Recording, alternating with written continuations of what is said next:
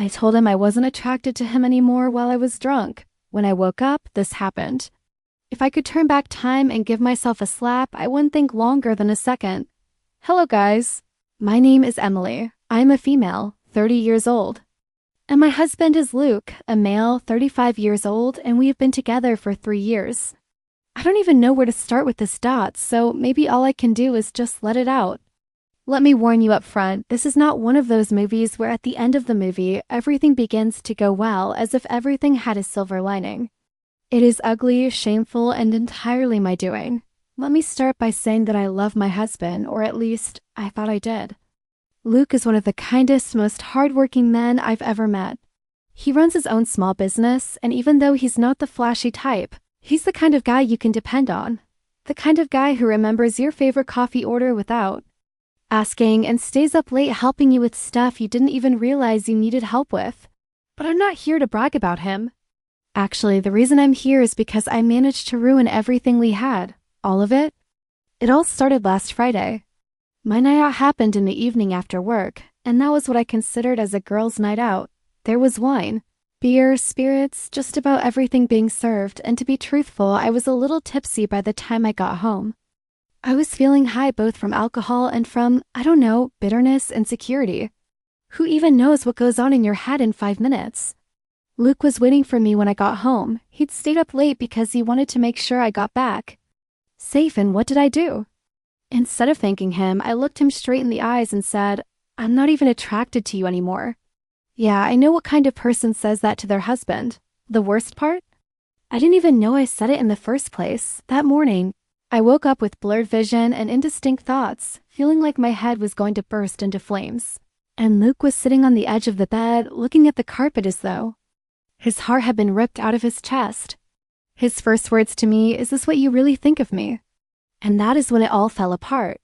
Luke and I met about 4 years ago at this little cafe downtown where he worked as a manager. I still remember the first time I saw him.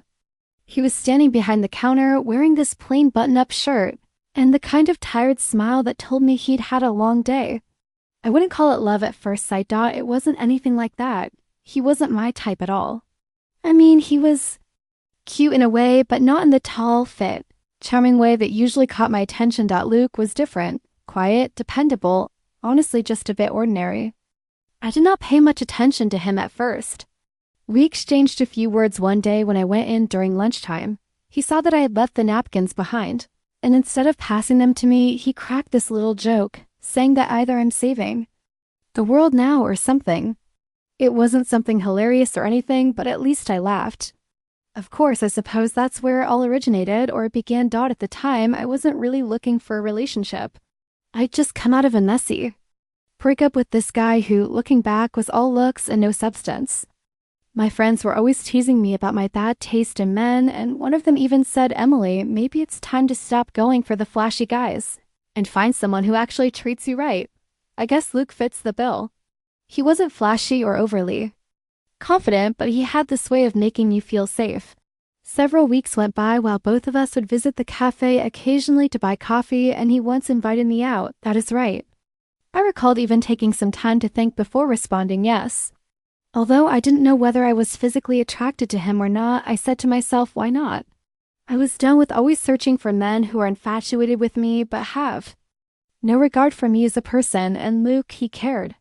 It was quite clear immediately.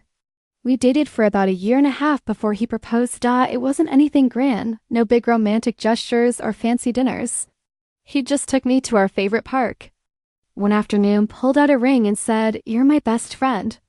I can't imagine life without you. Will you marry me? It wasn't the kind of proposal you'd see in a movie, but it felt right, so I said yes. The whole first year of our marriage was fine, great even. Luke was all the things that I believed I needed. In a boyfriend, he was indeed a good friend, very dependable, friendly, and would always find time for me, despite his job becoming hectic. I never felt more loved. Yet somewhere along this process, the slide began. I can't pinpoint exactly when it happened, but little cracks began to show. It wasn't like we were fighting all the time or anything. It was more subtle than that. I started noticing things I hadn't before, like the way his shirts didn't fit quite right or how he never seemed interested in working out. I told myself it didn't matter, but part of me wondered if I'd settled too soon. Looking back, I cannot say when it happened, but at some point, I started to perceive Luke differently.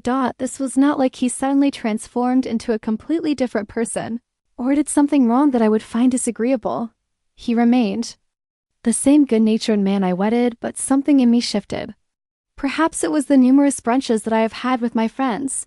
Things like, "Who have you seen how much weight I bench pressed today?" Or Evan took me to the weekend getaway without asking. "Check how healthy he is in this photograph." Then they'd turn to me and I would see that sinking feeling in the pit of my stomach. Don't get me wrong. Luke was great in a lot of ways, but in those moments, all I could think about was how he didn't fit the picture-perfect image I wanted. I'd scroll through Instagram and see couples smiling at the gym or on exotic vacations. Then I'd look at the few pictures I had with Luke. He wasn't photogenic, he always looked stiff, and his clothes never seemed to sit right. It wasn't fair. But I started wishing he looked different. Taller, fitter, more something. Instead of appreciating him, I began to find petty, insignificant things to quarrel about. For example, if he wore a shirt too tight on the belly, I'd tell him, just maybe, "That shirt is too tight, sweetheart." Or if he went back for more at the table, I would chuckle. "Well, you are certainly making up for it tonight." I was thinking I was clever. Now I see those little remarks probably really hurt him more than I understood. Luke noticed the change. Of course, he wasn't oblivious. He'd ask, "Is everything okay with us?" Or, "You've been kind of quiet lately." I'd brush it off every time. "I'm just tired." Or, "Work's been stressful." The truth is, I didn't know how to explain what I was feeling because it didn't make sense even to me. I loved Luke, or at least I thought I did, but in my head I was building this version of him that didn't exist. And every time he fell short of that imaginary standard, I got more frustrated. Things started to snowball. I began to focus so much on all his moves as if I had developed a paranoid attitude towards him. If he sat on the couch too long, I would think to myself, why doesn't this man exercise? If he discussed what happened at work, I'd glaze over just as fast. It was too mundane and uninteresting for television. It was ridiculous. I know that now, but at the moment I couldn't stop myself. I was comparing him to men that resided in my imagination. Men that I had probably never met in real life. It didn't help that my friends weren't shy about sharing their opinions. One time after brunch, my friend Jenna pulled me aside and said, "Emily, you're gorgeous. You could have ended up with anyone. And you chose Luke. Not to be rude, but don't you ever think you settled?" I laughed it off, but her words stuck with me. Did I settle? Was I trying too hard to convince myself that Luke was enough? Luke wasn't perfect, but he didn't deserve to be treated the way I treated him. I began putting a relational space between us without consciously deciding to do so. I would sit around with friends or just occupy myself on social networks, liking pictures of happy couples and thinking we clearly aren't that. If ever Luke attempted to set a date night, I would come up with reasons. "I am tired," or "perhaps next week." No, it was not the geographical space that began to matter. I started emotionally to distance myself. One night, he asked me point blank, "Do you still love me?" I froze. I wanted to say yes, but the words caught in my throat. Instead, I said something vague like, "Of course I do. Why would you even ask that?" He didn't push, but the look on his face told me he wasn't convinced. That was Luke's thing. He never pushed. He was calm, patient, and understanding, but instead of appreciating that, I started seeing it as weakness. I wanted him to fight for Emmy, to demand answers, but he didn't. He just let me pull away, and in my twisted mind, I blamed him for that too. I'm not sure how I came out with such feelings. Perhaps I was self-actualizing him. Perhaps I was attempting to ruin the best thing that I have ever had, because in my heart I believe that I didn't deserve it. That is all I know. The more I tried to make sure that we remained out of each other's lives, the more Luke struggled to let me go. And the more he clung, the more I yearned to escape. That night started like any other, another girls' night. My friends and I planned to meet up at a bar downtown, just to catch up and unwind after a long week. It wasn't supposed to be a big deal, just a drink or two, maybe some laughs, and then home by midnight. But somewhere along the way, one drink turned into 3, then 4. And before I knew it, I completely lost track of how much I'd had. The music was loud. The conversations were flowing. Honestly, I wasn't thinking about anything except how nice it felt to not worry about my life for a change. What I didn't realize was that I was a complete wreck by the time I got home that night after midnight. I could hardly stand, let alone reason properly. Luke was still up when I drunkenly made my way inside like he always did. He had to wait until I got home safely. That's the kind of person he is, not very reliable. Instead of even saying thank you to him or responding to the gentleman courteously, I did the unthinkable worst. I don't remember exactly how it happened, but I know I was slurring my words, my emotions bubbling over in a way that only happens when you've had too much to drink. At some point, I looked at him and said, "You're not even attractive to me anymore." Just like that. No context, no explanation, just those cruel cutting words. All I can recall is waking up the next morning with a terrible headache and with the same feeling of regret in my mouth. Initially, I didn't see anything wrong. I thought that it was just another hangover, another day of the week, another cease to another day. However, physical strength became sharp and entirely unexpected, especially when I entered the kitchen to discover the true attitude of Luke. He was not in his high spirit as was expected from him. No good morning, no preparation of coffee. He just sat there, silent and cold, and I was wondering if we had not met either, or if we did, and he could just scrap the relationship. He barely spoke to me, and when he did, it was short and clipped. I asked him if something was wrong, and he just looked at me like I was a stranger. That's when it started to sink in. Something had happened, something bad. It was not until the end of the day when I gathered my courage to ask him directly that he could repeat what I was saying. He didn't yell or get angry. That's not who Luke is.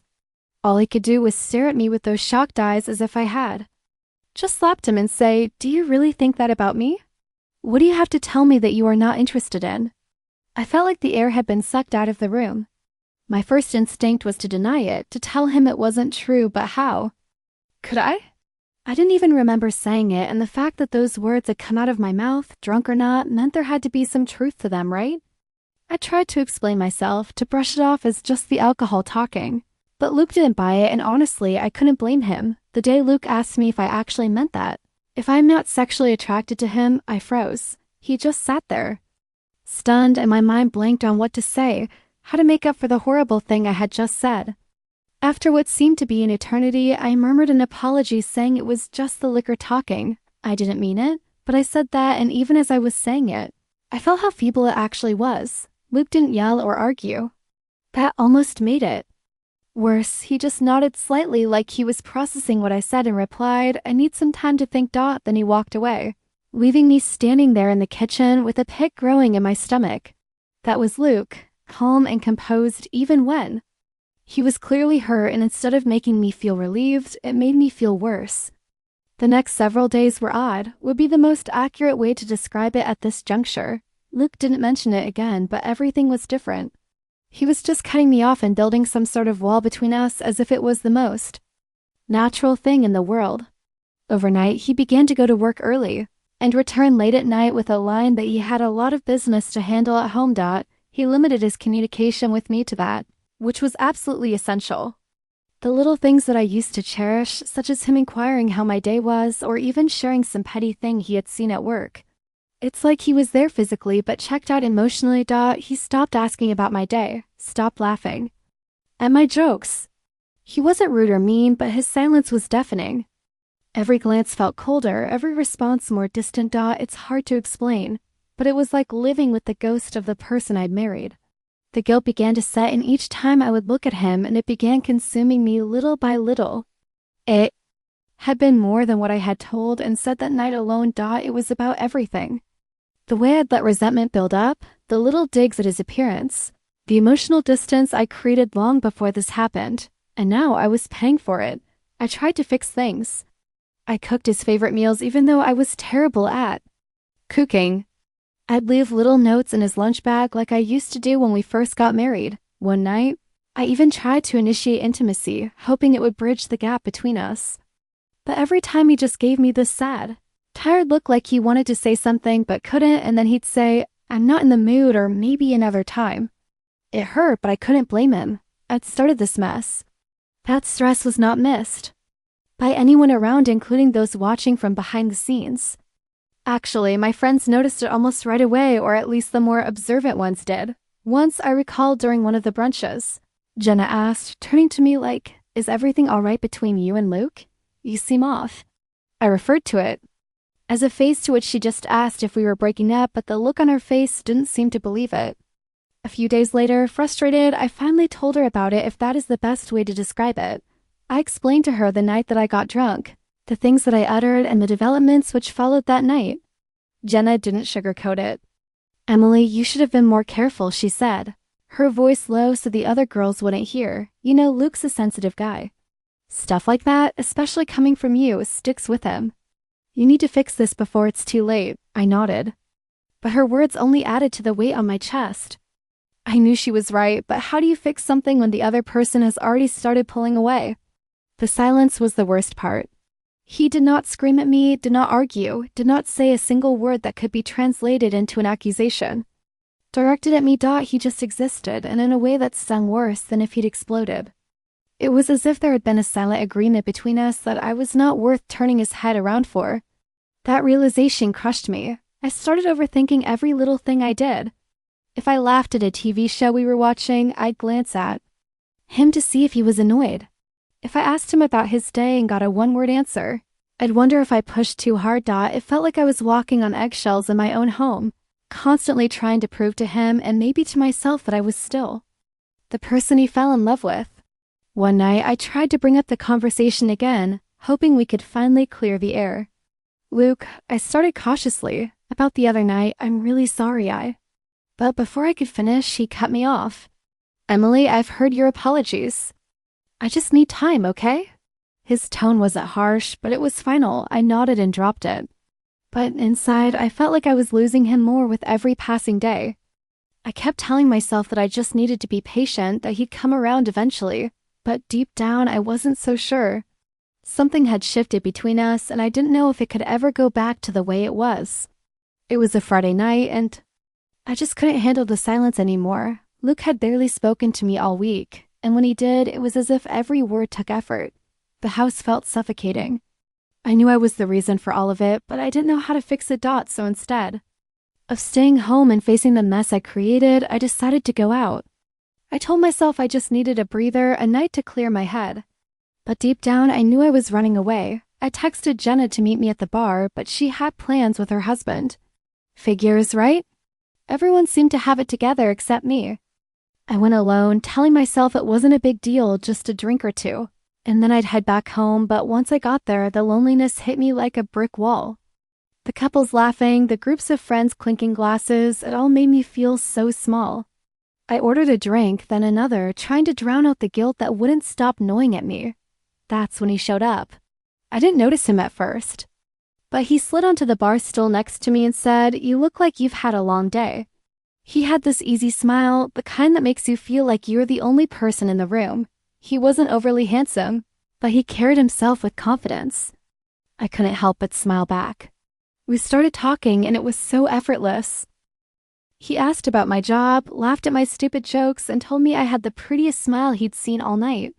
It was such a stark contrast to the cold silence I'd been living with at home.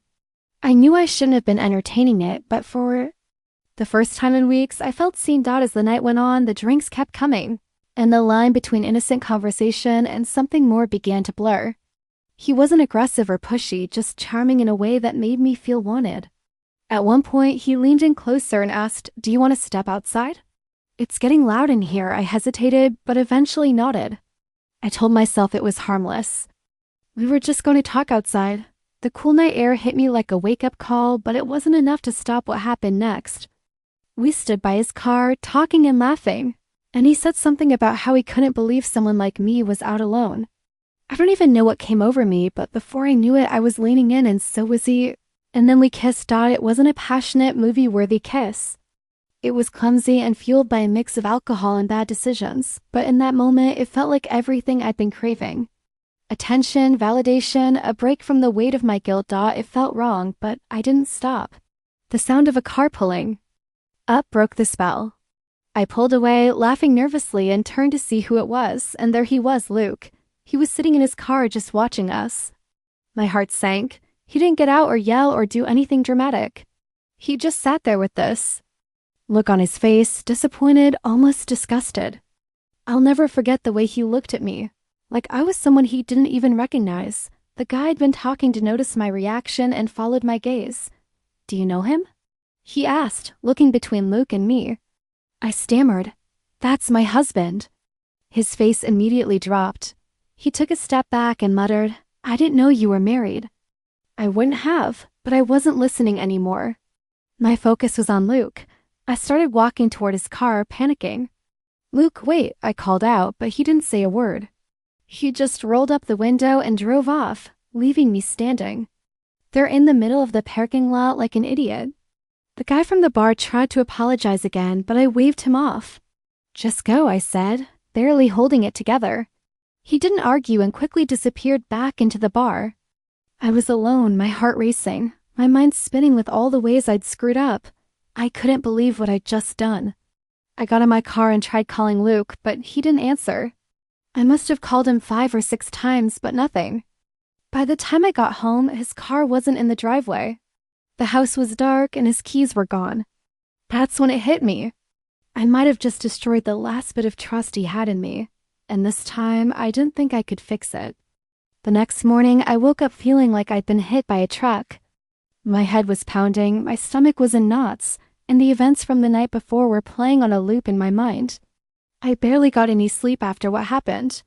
I kept hoping Luke would come home, that maybe he'd cool off and we could talk it out, but he never did. When I walked into the kitchen, there he was, sitting at the table with his arms crossed. He looked like he hadn't slept either, but his face was too calm. That was Luke's thing. He didn't explode or yell when he was upset. He just got quiet. And if there's one thing I've learned, it's that silence can be so much worse. Before I could even say anything, he looked up at me and said, "We need to talk." His voice was steady, but his words felt like a punch to the gut. I sat down across from him, my hands trembling, and tried to find the right thing to say. But before I could open my mouth, he started. "You made it clear last night that you don't respect me or our marriage," he said, his tone cold but controlled. "You've been pulling away for months, Emily." I'd been trying to ignore it, hoping we could work through it. But what I saw last night, he paused, his jaw tightening. That was the final straw. I felt my throat close up. "Luke." It wasn't what it looked like. "I swear." "I didn't mean for any of that to happen." My voice cracked, and I could feel the tears starting to well up. I was just... "Don't," he cut me off, holding up his hand. "Don't make excuses. You kissed another man. You chose to do that, Emily, and even if you didn't mean for it to happen, it did. And I can't come back from that." I broke down, the weight of everything crashing over me. "I'm so sorry," I sobbed. "I messed up, I know I did, but I love you, Luke. Please just let me make it right." He shook his head, and for the first time, I saw his eyes glisten, though he didn't let a single tear fall. "I gave you everything I had, and it still wasn't enough. I don't even know who you are anymore. I hope you find whatever you're looking for, but it won't be with me." Those words hit harder than anything he could have yelled at me. I wanted to argue, to plead with him, but I could see it in his face. He was done. This wasn't just anger or hurt. This was final. He stood up and walked toward the door. "I'll pack my things and move out by the end of the week," he said. His voice steady but distant. "I'll have my lawyer contact you about the separation." "Luke, please," I begged, following him to the door. "Don't do this." "I'll do anything to fix it. Just tell me what to do." He turned to look at me one last time, his expression blank. "You can't fix this, Emily. You broke it, and I'm not staying to pick up the pieces." And then he was gone. The days that followed were some of the worst in my life. True to his word, Luke packed his things and moved out by the end of the week. He didn't argue or fight. He didn't even ask for anything except his clothes and a few personal items. The house felt empty without him. And I spent most of my time crying, replaying every mistake I'd made in my head. When his lawyer reached out about the separation, it felt like the final nail in the coffin. Luke wasn't dragging things out or leaving room for reconciliation. He was cutting ties, plain and simple. I signed the papers in a daze, barely able to process what was happening. I tried reaching out to him a few times after he moved out, hoping he'd at least agree to talk. But every call went straight to voicemail and every text went unanswered. It was like I'd become a stranger to him, someone he wanted to know, connection to, and honestly, I couldn't blame him. I had disrespected him, our marriage, and everything we'd built together. I thought I was trying to fix us, but all I did was push him further away. And now I was left alone, staring at the wreckage of a life I destroyed with my own hands. Update. It's been a little over 6 months since Luke walked out of my life, and honestly, not a day goes by where I don't think about how badly I screwed things up. He's moved on now, and from what I've heard, he's doing better than ever. He's dating someone new who's not only drop-dead gorgeous, but also seems to genuinely make him happy. I caught a glimpse of her once by accident when I ran into them at the grocery store. She was laughing at something he said, and he looked free, like a weight had been lifted off his shoulders. He's thriving, opening a new business, and from what I hear, she treats him like a king. Meanwhile, I'm here in a studio apartment wondering how I let it all go. The apartment is tiny and depressing, to be honest. My parents helped me move in after the separation, but even they seemed more disappointed than supportive. My mom didn't sugarcoat it. She said, "Emily, you had everything most women dream of, and you threw it away. I don't even know who you are anymore." That hurt, but she wasn't wrong. I've had a lot of time to think about where I went wrong. It's not just the cheating or the hurtful things I said. It's the way I let my insecurities get in the way of something real. I was so focused on what other people thought, on wanting a perfect life that looked good on the outside, that I completely overlooked what I had, a stable, loving relationship with someone who truly cared about me. Now I'm the one people whisper about. Even my friends have distanced themselves. Jenna said her husband didn't want her hanging out with me because I'm a bad influence. That stung more than I expected, but again, I can't blame him. I've become the cautionary tale, the person people point to and say, "Don't end up like her." I don't know if I'll ever forgive myself for what I did, but I'm trying to move forward. If nothing else, I hope someone hears my story and learns from it. If you have someone who loves you for who you are, don't take it for granted. You might not get a second chance. Looking back, I know I've lost Luke for good. There's no fixing this, no going back to how things were, and honestly, I've made my peace with that. I had something so rare and valuable, a man who loved me unconditionally, and I let it slip through my fingers because of my own insecurities and shallow fears. If I could go back and undo it all, I would, but life doesn't work that way, does it? I've spent a lot of time reflecting on everything. At first, I wanted to blame the circumstances, the pressure from friends, or even Luke's lack of change, but the truth is, I have no one to blame but myself. He was everything I could have ever asked for, but instead of appreciating that, I let my own self-doubt and vanity poison our relationship. I can't change the past, but I can own up to it. I hope my story serves as a lesson for someone out there, anyone who might be in the same place I was. If you have someone who loves you for who you are, don't let your insecurities ruin it. You might not get a second chance. Trust me, the grass isn't greener on the other side, and chasing after some unrealistic version of perfect is the quickest way to lose something real. To Luke, if you ever hear this, I'm sorry. I know that doesn't fix anything, but I need to say it. You deserved better than what I gave you, and I hope you found that now. I hope she treats you the way I should have. And to everyone listening, thank you for sticking around to hear my story. Be kind in the comments or don't. I probably deserve whatever you have to say. This isn't one of those tales where the narrator gets a happy ending or redemption. It's just reality. And sometimes reality is messy and painful, but it's mine and I'm learning to live with it. That's it for me. Take care of the people you love and don't take them for granted. Bye for now.